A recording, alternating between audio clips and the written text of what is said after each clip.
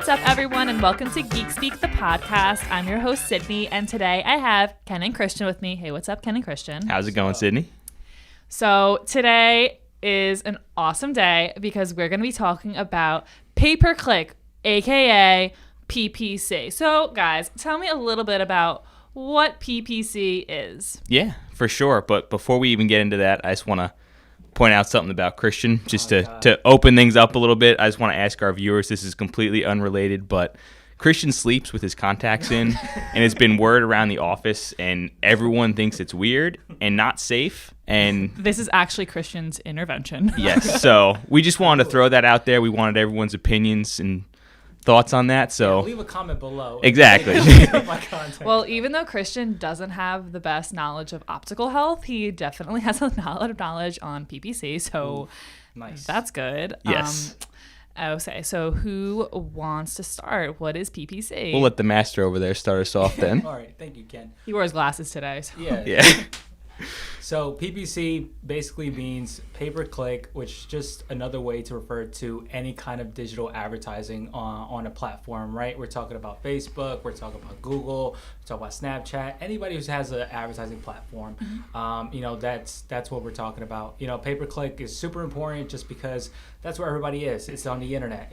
You don't take yellow page ads anymore. I mean, I guess you can still, but But who does that? It's not money wisely spent. People still do billboards and they've gotten a little bit better on tracking stuff like that. But, just digital ads is really nothing better than having your ad on Facebook, on Google, on these different platforms, because you can see all the metrics.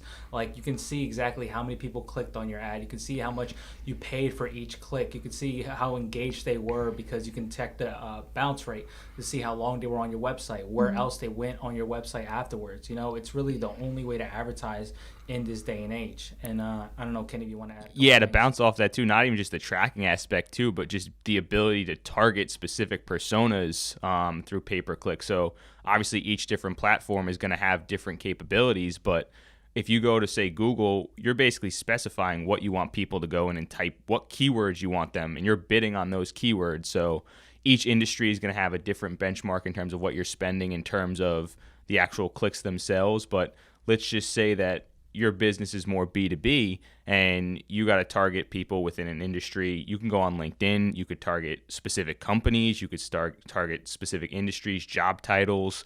On Facebook, you could target people who are interested in dogs, for instance, if you're selling dog toys. So, I mean, there's so many different capabilities and personas that you can build within all of these different platforms that not only are you going to get the trackability in terms of, hey, we had this many impressions and clicks, but we also got this many form submissions, sales, whatever it is, all directly from that, while targeting a very specific person instead of just throwing a billboard up and just hoping for the best of, hey, anyone who's driving by is like, they might call after seeing this, but you don't know if they're going to be interested in what your service is.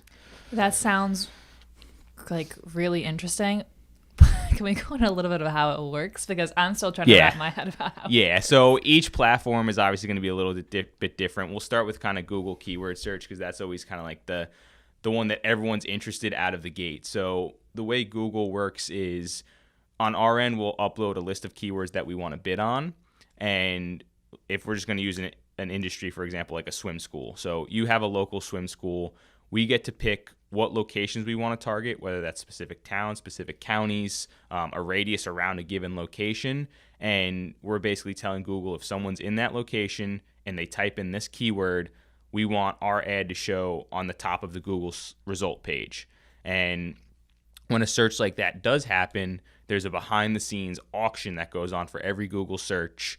And you've got multiple companies and bidding on that keyword, and if yours is the highest bid, you'll show on the top. If you have the second highest bid, you come in second, and you're not paying for it just to show there. That's just an impression.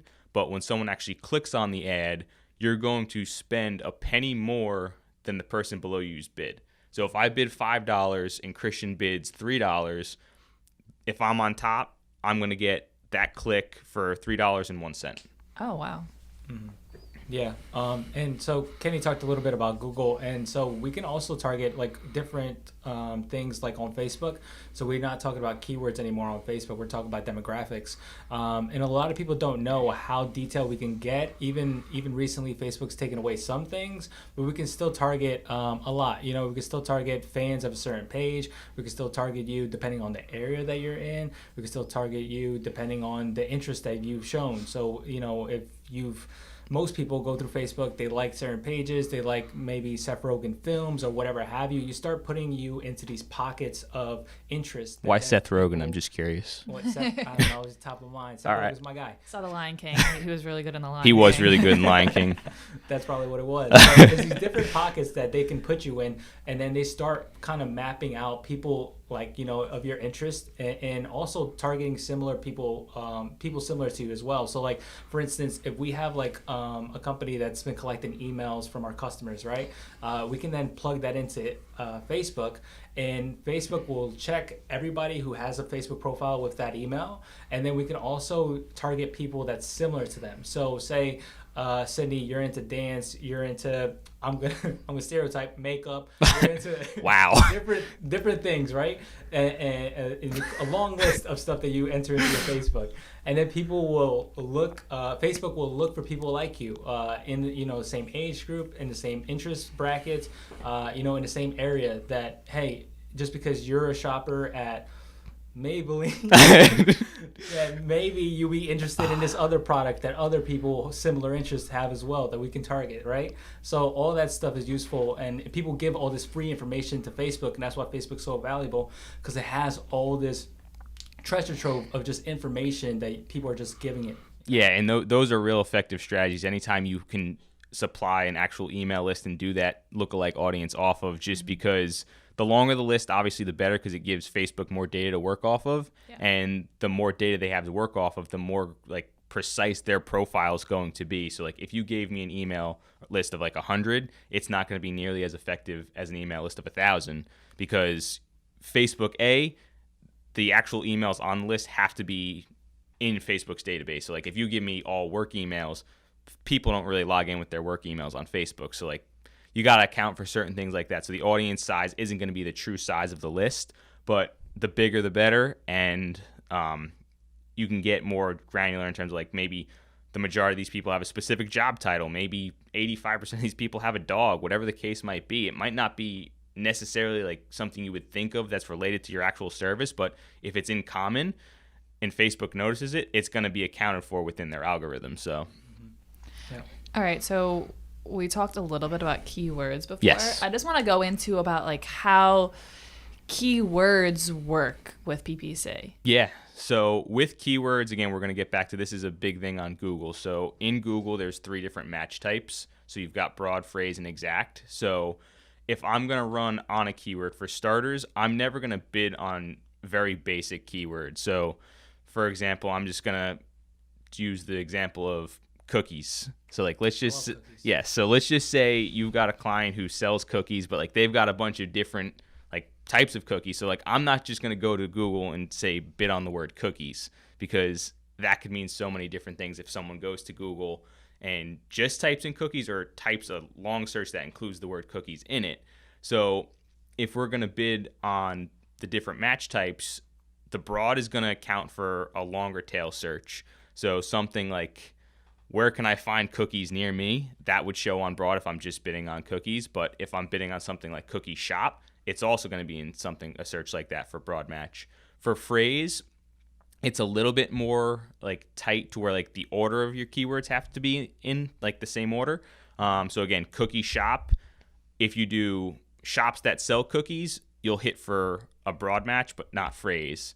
So you kind of like work your way down, and then exact match is exactly that, where if I'm bidding on cookie shop, you have to type in cookie shop exactly to have my ad trigger and show. Yeah. So, and it's just another thing that I think we want to mention is not also just whoever has the most money to spend, right? No. So you could be money bags if you want. It's not going to matter. Google is smart enough to realize that They're not going to just give you the top spot on Google. It has to do with your user experience. If Google is sending traffic to your website and the bounce rate is like really bad, say it's like in 90 something %, meaning as soon as they get there, they leave, or the on-site time is not good at all. They're barely on your landing page for any time and they're leaving. The user experience isn't good. The quality ranking for that ad is not going to be good in return. And so Google isn't just going to let you be on the top of the search results because you're willing to pay $15 a click or what have you. You're probably going to have a tough time showing at the top of the list because Google is realizing that when they send people to your website, they're not finding what they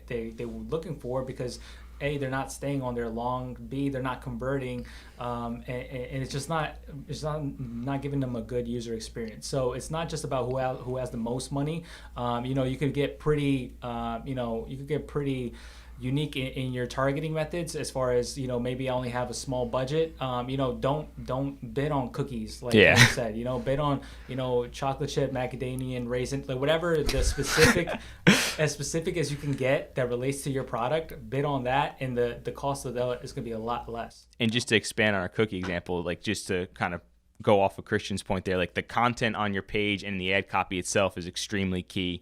Let's just say Christian owns just a general dessert shop and I'm just a cookie shop. So my pages are obviously speaking to specific cookies directly. His might only reference cookies here or there. So even if he's bidding more than me, like he said, if he's going to a page that's mainly talking about donuts because that's his big seller, the quality score is going to be like a lot lower for him, to where Google's going to give me a better push to where my search impression share is going to be higher, which means I'm going to be eligible to show more often. So just because he's bidding higher on the same keyword that I'm bidding on, because of that quality score difference, his ad's not going to show every single time.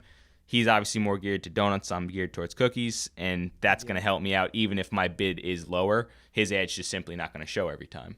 You're right. And for those people out there with a donut shop that's trying to sell cookies, and they're like, well, then how do I get my ad up there? What we like to do is landing pages, right? Yep. Custom landing pages for whatever service or product you're selling.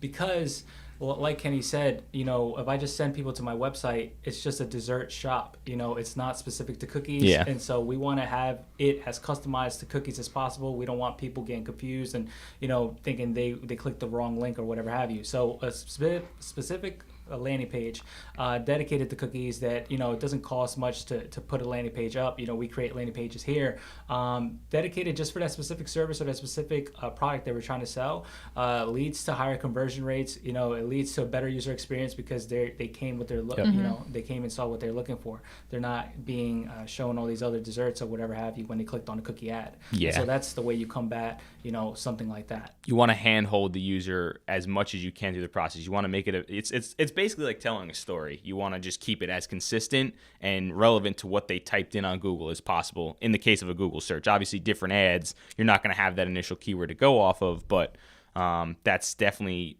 the easiest to tell that seamless story because you know what the keyword's going to be. I like that analogy of telling a story. But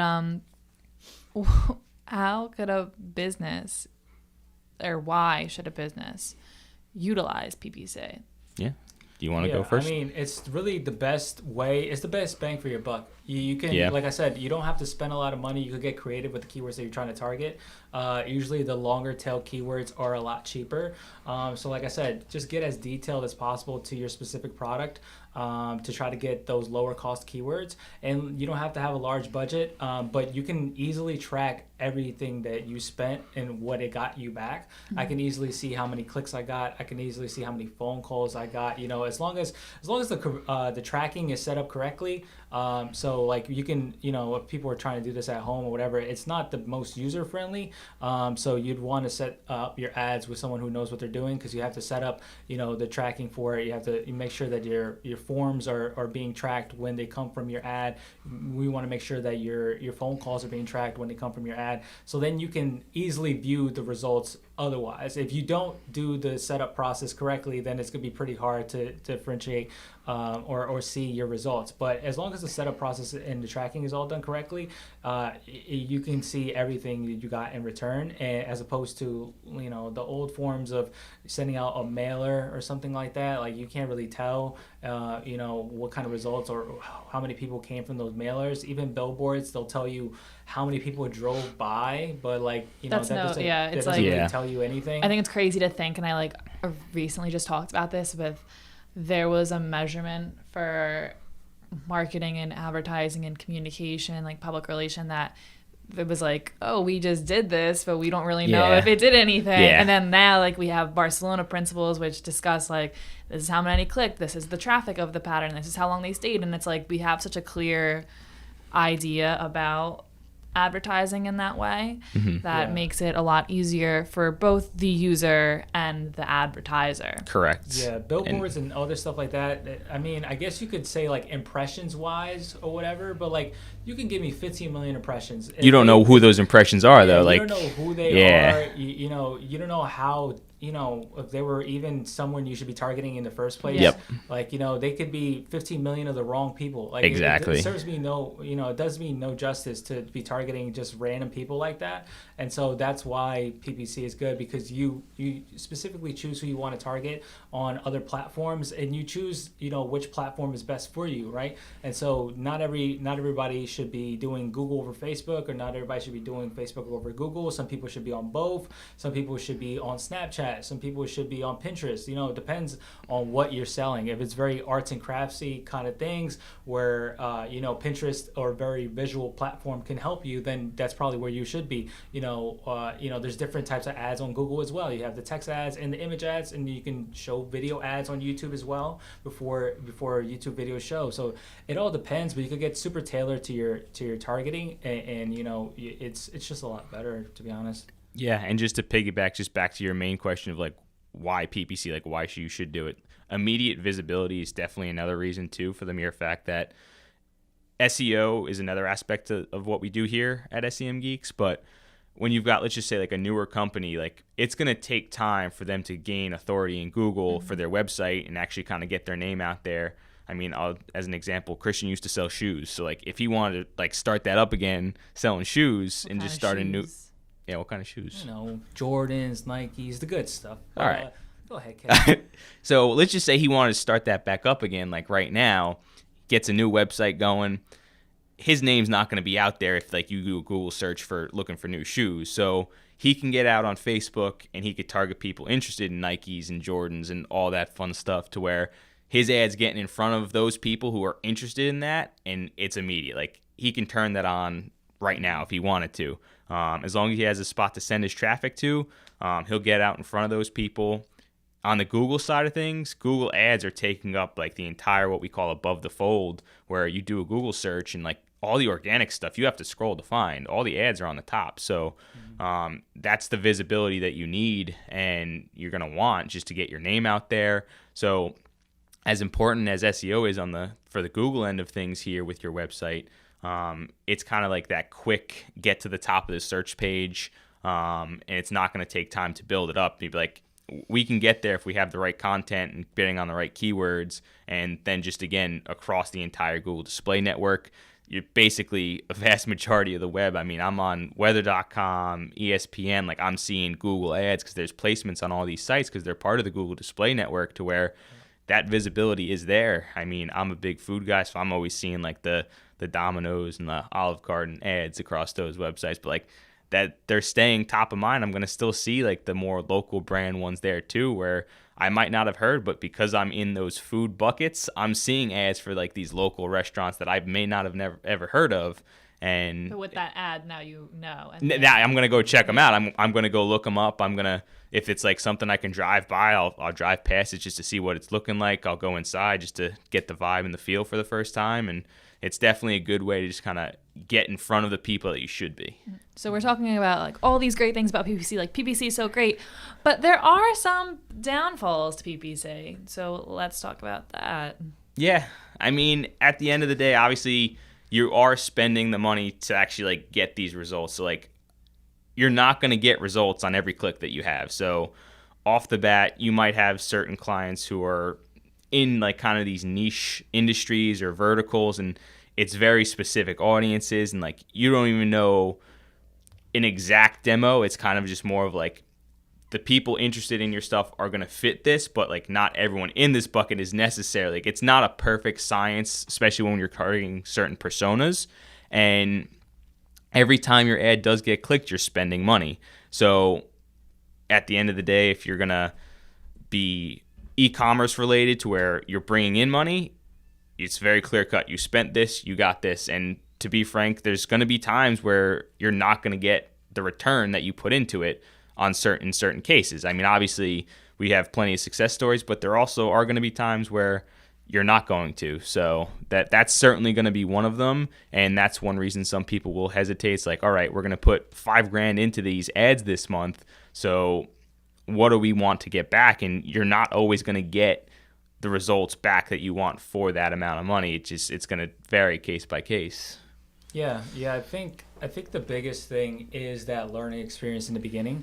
So hopefully you're doing your ads with someone who's done them before, maybe for your target market, yep, or in your field, or sold a similar product in the past, because there are a lot of things that you learn through trial and error in the PPC stuff. So if we sold kitchenware in the past, we might know to not use this platform, or might not use this kind of ad, because in the past results have not been there. And so we don't tend to use those strategies again if they didn't work in the past. But it's also to say that sometimes something that didn't work for one person can work for another, and they could be in the similar kind of market. So it depends. There's a lot of things that happen, and then sometimes it's not just the PPC side. It's also the product or the service has to be of quality. Yep. I can send people to your location, or I can send people to your website, or I can send people all over the place, wherever you want me to send them to. But if you're not doing your job on the other end of like actually closing that sale, or actually providing that customer with the product that they were looking for, a quality product or a quality service that they were looking for, then it's really all for nothing, But I think the biggest thing is, do your ads with someone who's done stuff in the past, maybe like a company who's already been doing this for a couple of years, like our company, or a similar company, because you do learn a lot through trial and error. And then we take that and we move forward with different clients, and we just learn from trying, really. Yeah, there's definitely a lot of testing that goes on in the paid side, because it's always evolving. With Google, it's like, just if you launch a new campaign, you have no historical data, you're relying on Google to kind of like build some of that up. They're kind of targeting certain personas of when to show the ads, when not to. So that initial launch, you might not see the conversions flow through right off the bat, because Google's still trying to learn itself in terms of, hey, you're trying to target this persona, but even within that persona, there's probably a sub persona that Google's trying to get to. And it's going to take them time to learn which people should be in that sub persona, in a sense, to where the results for certain campaigns, especially like on the display side for Google, they take a little bit longer to actually generate the results that you're looking for. Do you think that people feel some type of way with like these targeted ads? Oh yeah, I mean that it's just the whole thing where like there's a good portion of people who like they feel like obviously the whole privacy issue comes into play. Obviously Facebook had the whole issue with the selling of data. They've obviously, Christian mentioned this before, where they've cut back significantly on the stuff that we can kind of work with as a result. But I mean, I'm starting to see they're trying to get some workarounds with that, doing kind of their own on Facebook kind of like questionnaires almost, where you click those, it's now Facebook's data. They can use it. So I feel like sometimes you even just like, you don't even search something, you just like mention it or you think about it, and then it's an ad and you're like, oh my gosh. It's always weird when you think it. They're listening to me. How do they do it? When you think it and you see the ad, I honestly don't know how that works, because that happens to me. I literally was thinking about White Castle the other day, and I saw an ad for White Castle. All right, I'd hate to cut you guys off, but we need to take a short break, so we'll be back after this.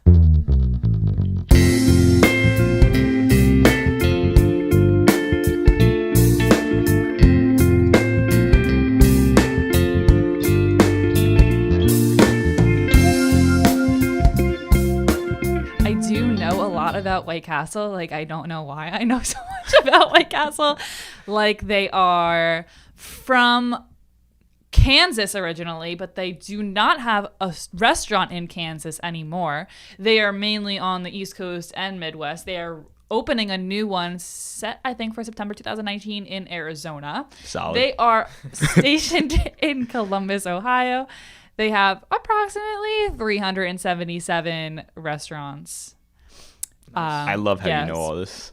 Their net worth, I believe, is like 1.5 million per year. They're family owned. They were created in 1921.